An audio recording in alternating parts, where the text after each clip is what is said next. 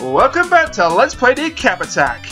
Last time we defeated some kind of tribal chieftain, and today we continue on the quest to put the mysterious island back together, not break it apart like I said at the end of the last video, which was kind of embarrassing. More potions, but let's talk a little bit about what the potions do, shall we? There are 6 potions in total, I believe, if I go into my inventory screen in a second after I've killed these 2 guys, that I have at least 1 of every potion. In fact, I have at least 2 of every potion. That's not bad. Okay, so the red potions will kill every enemy on the screen for a period of up to 10 seconds, which is extremely useful. Also, nothing there. You want to backtrack towards the left of the levels when you start them, generally, if you can, because there's usually something good to be found here. Also, coin right at the start of the level. And if I'm right in remembering, I believe that's the only coin you get. Speaking of statues, by the way, new thing you can find the statues. These ghosts. Yeah, kind of a dick move on the game's part. You just want to punch the ghosts to get rid of them. They're the only enemy type that will not respawn after you've killed them. They will respawn if they just show up in the level. Also, I'm going to try and not use that heart unless I have to. I don't know if the hearts you drop disappear if you scroll them off the screen. I'm hoping not. But yeah, those ghosts will only respawn if they appear actually in the level. Like, freely in the level. They will respawn, as you'll see later on in this world, in fact. If they're inside a statue, they won't. I'm ranting. Also, I didn't actually show it off at all in the last video, I don't think, but you can stomp your enemies to kill them, you don't have to punch them or throw your skull at them. Which is useful, they kind of get stomped into the ground, which is kind of a funny cartoon visual. And here, you might think there's something really interesting and good if you go in here. It is in fact a ghost. The item placement in this game is... That was kind of close to me getting hit there. The item placement in this game is a little bit weird, like, some of the good items like the coins aren't quite where you'd expect them to be. Like, you might expect them to be hidden and hard to reach, and sometimes they really aren't. I mean, look at this level. There's one hidden right at the... well, not even hidden. There's one placed right at the top of the level in a really accessible location, and then nothing else. And then you've got that area. Also, I've got to watch myself here in case I get hit by... these guys jumping up the bed. Wow! Took the beaver out off screen. That was kind of amazing. And into the watery depths we go. I'm kind of ranting and raving at the moment, aren't I? But then again, it's my LP. What else is new? So yeah, potions. The red potions will kill everything on the screen for a period of 10 seconds. The blue potions surround Chuck with a sort of blue orb of light, and you're invulnerable for 10 seconds. I don't believe it actually kills enemies, hence why I'm saying invulnerable as opposed to invincible. Also, I do like the fact that you can sort of be strategic with your head here. You can sort of place it on the ground. If any enemy walks into it or flies into it, it will kill them. Oh yes, this sort of cartoon Roadrunner effect when Chuck walks off ledges sometimes. In the first video, I called that a glitch.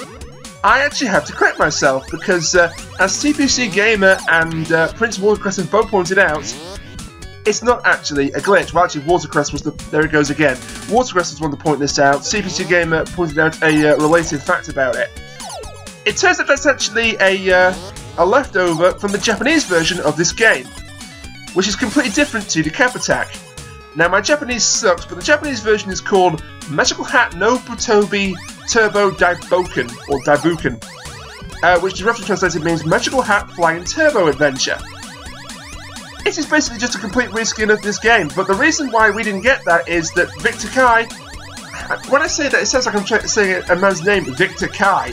Victor Kai, the company that made the Decap Attack, also I cannot get past this event for whatever reason, they couldn't get the rights to the anime of Magical Hat, which I've never actually seen, but I believe it was a late 80s and early 90s Japanese cartoon or anime, so they reskinned it into Decap Attack. So there you are, there's that. So when I'm railing about the supposed glitch, it isn't. Also, Elbow Island, I still can't get over that pun. It's like that visual pun that appeared in Castle of Illusion when Mecha G-Wolf LP'd it. You know, the jellyfish, and he got really angry about it. I don't know, but for me, Elbow Island is kind of worse. I mean, I get what they're trying to do. It's a play on words, but it's not even a very good play on words. I guess it is, because each part of the island is you know, a part of the body, and it's an arm, and they actually do name a part of the body after an arm later on. Also another ghost in the statue. And that would be your head if I hadn't already got my head. At the risk of hubris, I'm doing reasonably well. I'm still doing better than my practice run where I died twice, by the way, just throwing that out there. So yeah, the potions, because I started to talk about them and then trailed off to talk about the Japanese version of this game. So yeah, red, invulnerability for 10 seconds, red kills enemies for 10 seconds, blue is invulnerability for 10 seconds, green stops enemy movement completely. Also, that was nearly the first damage I took of the LP there. Yeah, green potions will stop all enemy movement for a period of 10 seconds. This game likes the 10-second periods, doesn't it? The clear potions will make you move faster and jump higher, which can be kind of useful. I mean, there aren't many places that you can't normally access just as normal standard shot without any potions, but it makes the game slightly easier at certain points. Orange will increase your reach of your head, or your I can't keep on the mouth face. This thing. Increase the range of your punch. There we go. It will also make your punch stronger. I can't keep calling it a mouth face and keep a straight face. I'm sorry, guys. There we go. I was waiting for that to happen. Hitboxes. Why do you exist? I'm not too bothered at this point. Also, there's a coin, which I completely forgot about. The final set of potions, though, is the most interesting of all. The yellow or gold potions, also I want to go down here because I believe the second gold coin is here. The yellow or gold potions are extremely useful in one specific part of the game, and that is boss fight. Thank you, jellyfish. That is boss fights. I really wish I hadn't brought up that, oh, I died twice in the practice, but I'm doing fine now, haha, because the LP curse struck again. Hearts, thank you. Also, these air vents, you really have to be careful because it can just catapult you straight into enemies. This isn't the worst placement. Case in point.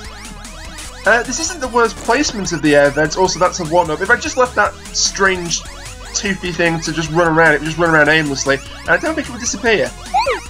I'm kind of going to have to watch my step here because I've only got 4 hits. Oh yes, and these platforms. Good grief. This is actually the trickiest part of the level.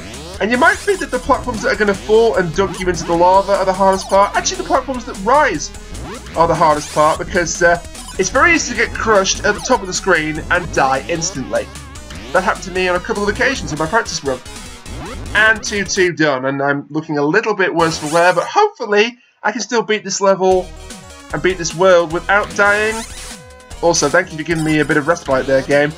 I do like how if you jump on the derpy ducks, there we are. Got away without using the R word there. Don't want to call them a radish, do we?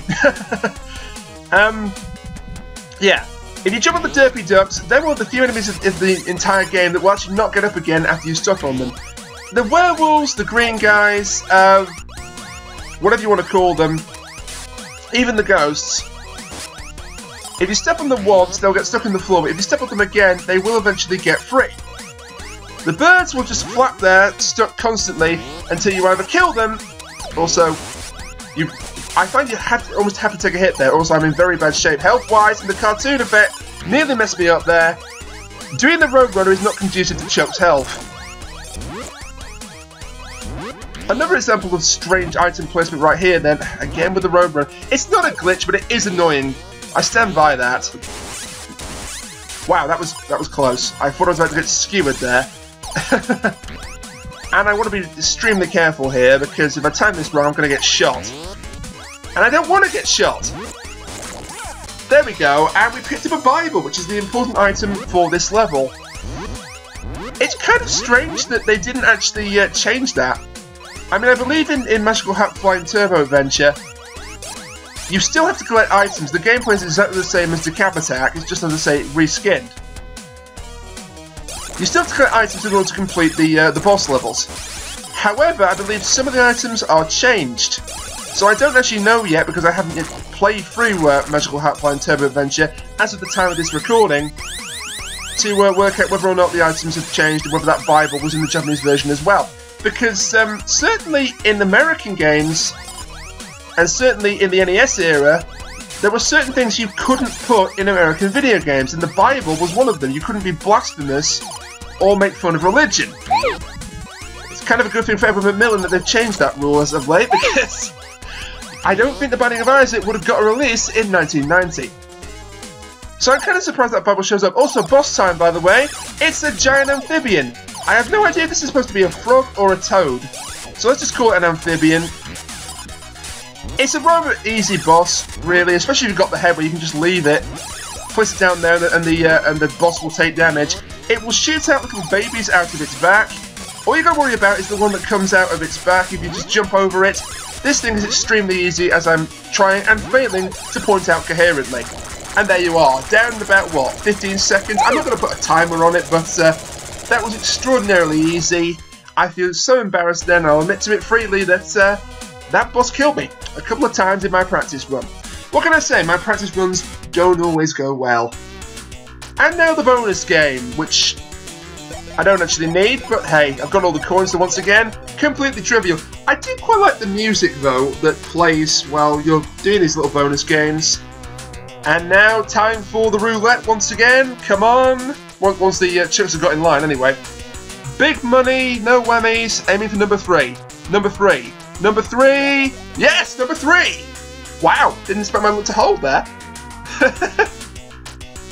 And don't be fooled when he collects the potions. It says 1-up, but the only ones you're going to get are if you get a chuck into one of those lucky machines. Anyway, the island continues to come back together, not apart. And we've now already got 2 parts of the island back, and we're already into World 3. And that's what we're going to leave it for this video. Also, goodness knows what that is about to devour our very soul. But it's kind of terrifying. But I'll show off what that is in the next video. So thank you for watching, and bye for now.